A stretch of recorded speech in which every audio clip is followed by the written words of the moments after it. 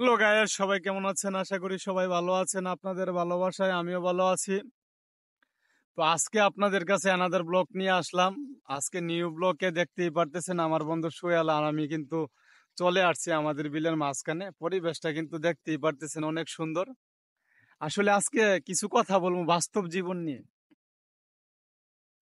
আপনি যখন প্রতিষ্ঠিত হবেন, আপনার কাছে যখন লাখ লাখ টাকা থাকবে,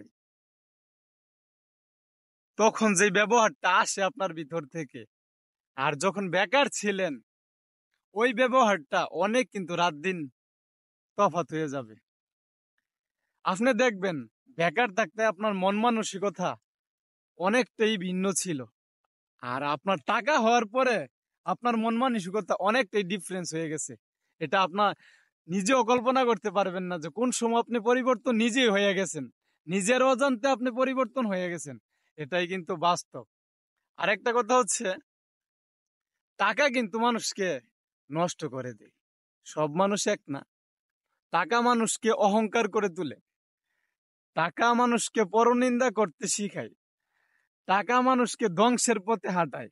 আপনার টাকা হওয়ার পরে যদি মনে হয় যে ওই গরিব লোকটা মানুষ না, তখন আপনি বুঝা নিবেন যে আপনার পতনের সময় এসে গেছে। প্রত্যেকটা মানুষ স্রষ্টার সৃষ্টি শ্রেষ্ঠ জীব। আপনারা এটা বুঝা মাথায় রাখবেন। কোনো মানুষকে ছোট কইরা দেখবেন না, ঘৃণা করা যাবে না। প্রত্যেকটা মানুষকে সম্মান দিতে শিখুন, ভালোবাসতে শিখুন। আপনি এমনিতেই দাম পাইবেন সমাজে। যখন আপনি প্রত্যেকটা মানুষকে সম্মান করবেন, আপনি নিজে অটোমেটিকলি আপনার সম্মান ওই সৃষ্টিকর্তাই দিবে।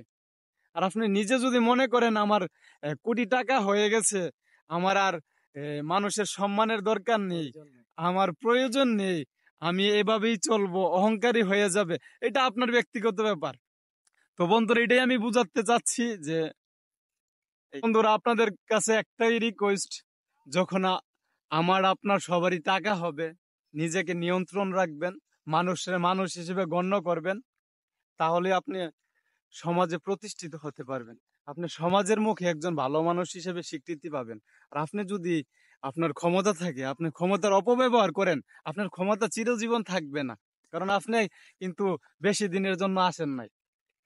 বন্ধুরা, আপনারা দেখতেই পারতেছেন আমরা কিন্তু ফাইনালি কি একটা সুন্দর জায়গায় চলে আসছি।